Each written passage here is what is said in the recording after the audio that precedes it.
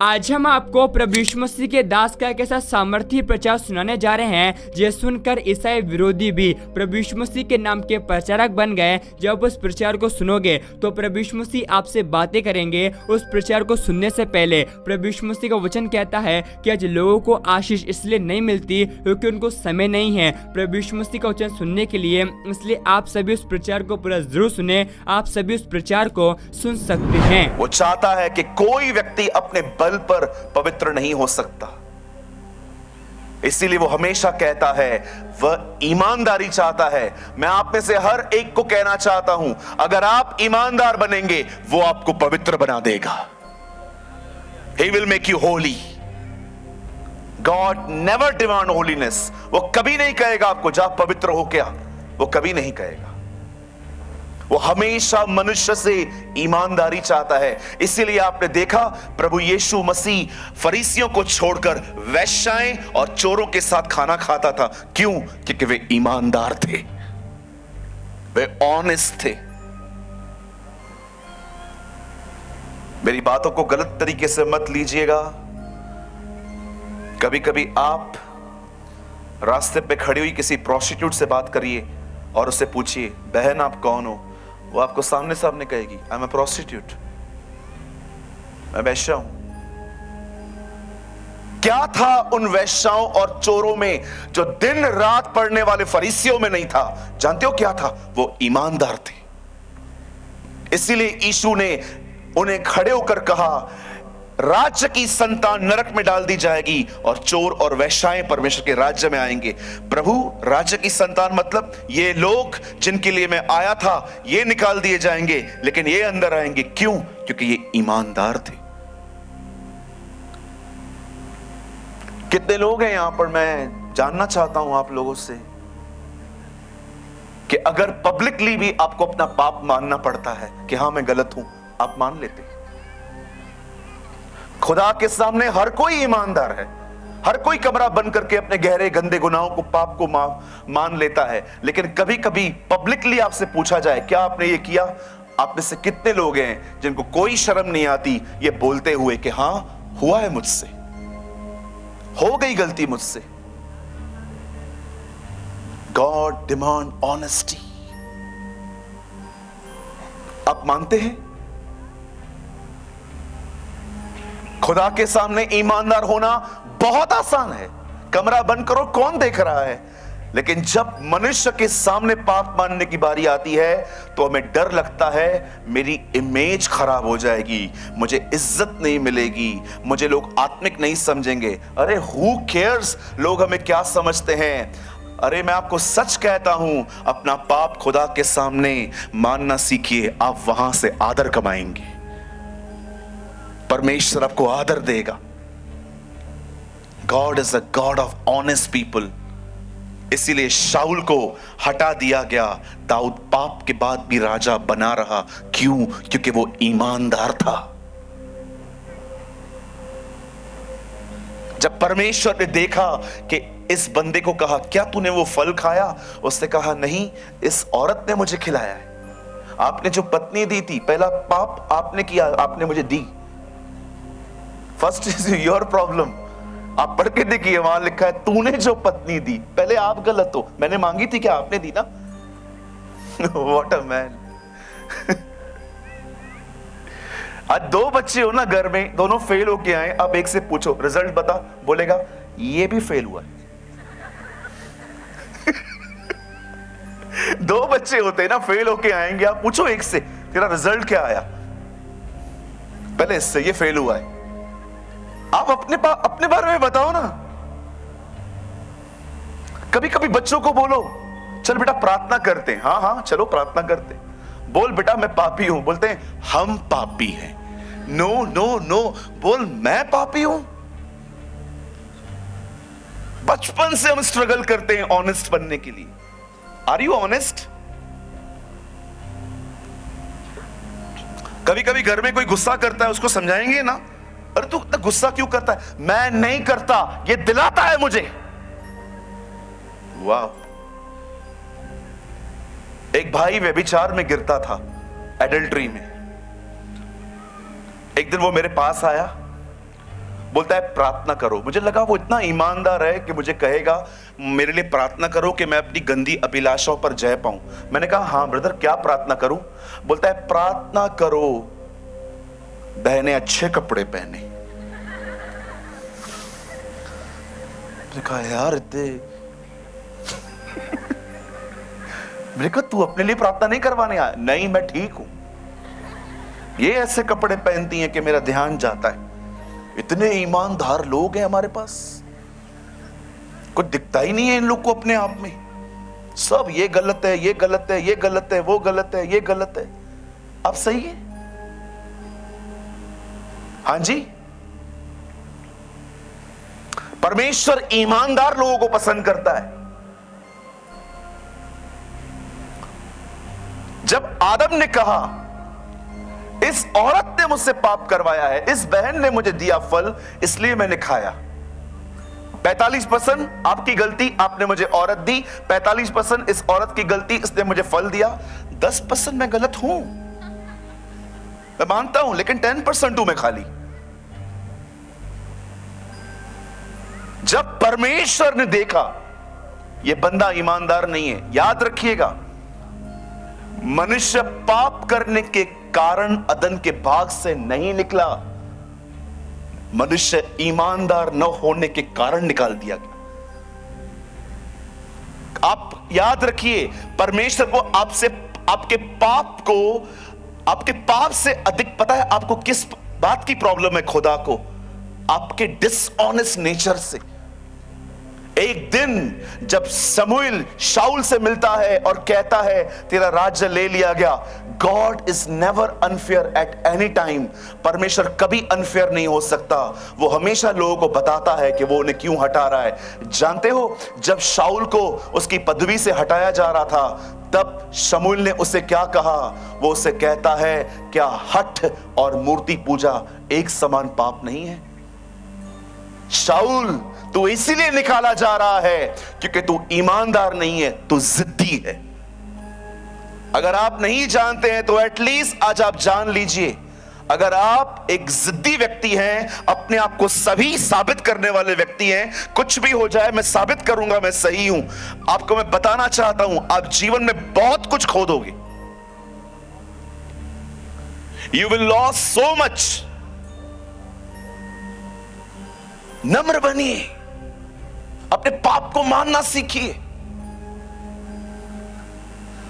अगर कोई आपको कहता है आप गलत हो, ठीक है मैं हूं गलत, क्या इशू है?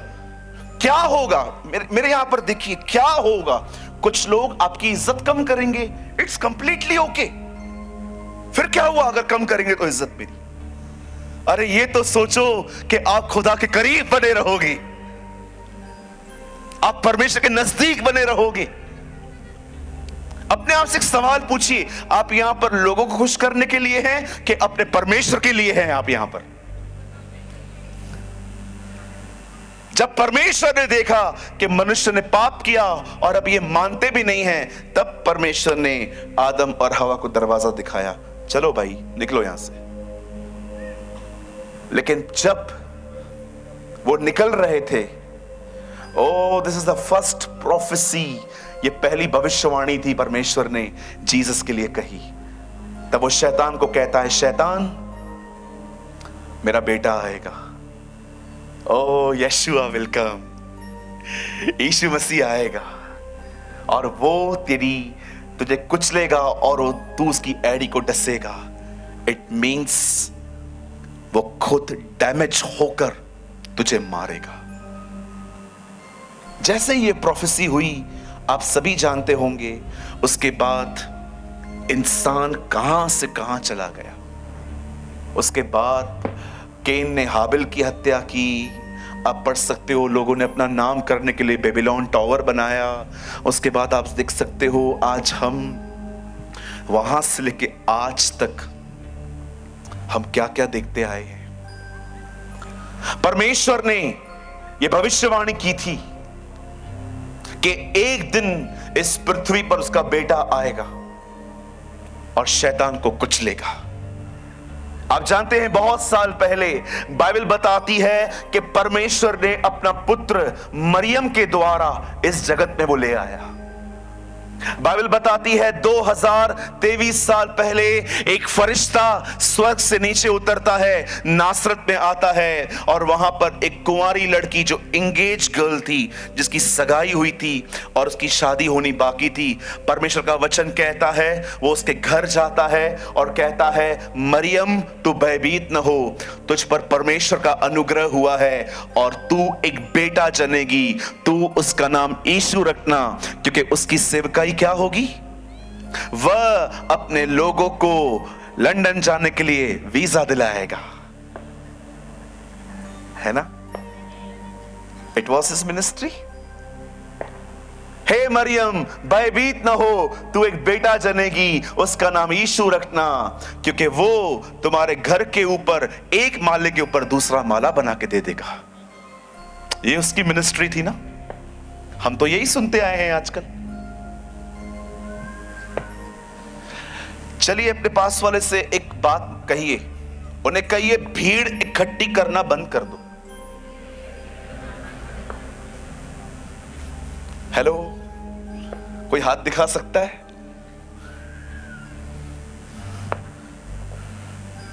ये जो मैसेजेस होते हैं ना, ये भीड़ इकट्ठी करने की बातें होती हैं।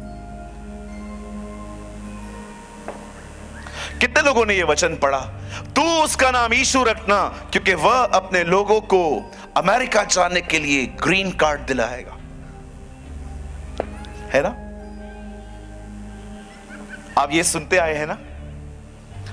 सुनिए मेरे भाइयों, मेरी बहनों, मैं आप में से कुछ लोगों को आज कुछ समझाना चाहता हूं। यीशु हर एक को चंगा करता है। यीशु बहुतों में से दुष्ट आत्मा निकालता है। यीशु कोढ़ियों को शुद्ध करता है। लेकिन याद रखना, यीशु के आने का कारण यह नहीं है, ये वो देता है, सब देता है क्योंकि वो खुदा है। लेकिन मैं आप में से हर एक को यहां से लेके एंड तक, उस तंबू तक जितने लोग बैठे हुए हैं, मैं आप में से हर एक को बताना चाहता हूं, यीशु मसीह इस दुनिया में हमारे सिर्फ रुके हुए काम पूरे करने के लिए नहीं आया। बाइबल बताती है वो हमारे गुनाहों को बचाने और हमारे गुनाहों को क्षमा करने के लिए आया। That is the main reason of Jesus. आपको यह पता होना चाहिए कि आपका परमेश्वर क्यों आया। आप सभी इस वीडियो को भी छोड़ के ना जाए, आप सभी इस वीडियो को पूरा जरूर देखें। जैसा कि आपने वीडियो में देखा कैसे प्रभु यीशु मसीह के दास ने सामर्थी प्रचार को किया और मसीह विरोधियों को सामर्थी जवाब दिया। आप सभी को हम बताना चाहते हैं कि प्रभु यीशु मसीह का वचन कहता है विश्वास करने वाले के लिए सब कुछ हो सकता है। इसलिए आप सभी विश्वास कीजिए। जितने भी मसीह विरोधी हैं जो कि आज प्रभु यीशु मसीह के नाम का विरोध करते हैं, आने वाले दिनों में वो भी पौलुस के समान यीशु मसीह के नाम का प्रचार करेंगे, क्योंकि प्रभु यीशु मसीह का वचन कहता है अंत के समय में ऐसा होगा कि हर एक घुटना प्रभु यीशु मसीह से झुकेगा और हर एक जीवन की कार करेगी कि हमारा यीशु मसीह प्रभु है। और प्रभु यीशु मसीह का वचन कहता है यूहन्ना 10:10 में, क्योंकि चोर किसी काम के लिए नहीं लेकिन चोरी करने, घात करने और नष्ट करने के लिए आता है, परंतु हमारा प्रभु यीशु मसीह इस संसार में इसलिए आया है कि हम बहुतायत के जीवन को प्राप्त करें। और यीशु मसीह का वचन कहता है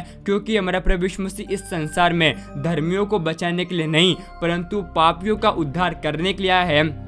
जैसा कि आप सभी जानते हैं आज के समय में ऐसे बहुत सारे लोग हैं जो कि प्रभु यीशु मसीह के नाम पर बहुत सारे झूठे आरोप लगाते हैं और कहते हैं कि तुम्हारा प्रभु यीशु मसीह खुद को तो नहीं बचा पाया, हमको क्या बचा पाएगा। ऐसे बहुत सारे झूठे आरोप हमारे प्रभु यीशु मसीह पर लगाए जाते हैं। लेकिन यीशु मसीह का वचन कहता है क्योंकि इन विरोधियों की आंखें इस संसार के ईश्वरों ने अंधी कर दी है ताकि सत्य जो कि हमारा प्रभु यीशु मसीह है उससे ना पहचान पाए।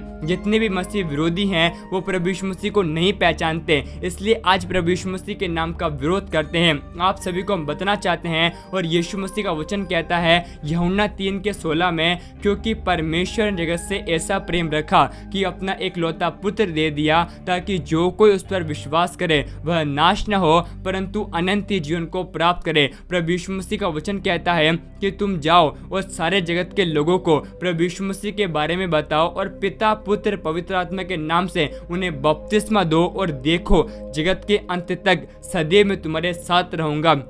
अगर कोई हिंदू व्यक्ति में देख रहा है तो उन सभी से भी हम कहना चाहते हैं, गीता के 4 अध्याय के 7वें पद में प्रभु यीशु मसीह का कृष्ण कहते हैं, क्योंकि कृष्ण इस संसार में पापियों का नाश करने के आया है, लेकिन प्रभु यीशु मसीह का वचन कहता है परंतु हमारा प्रभु यीशु मसीह इस संसार में पापियों का उद्धार करने के लिए आया है कि पापी व्यक्ति नाश ना हो लेकिन पापियों का भी उद्धार हो सके।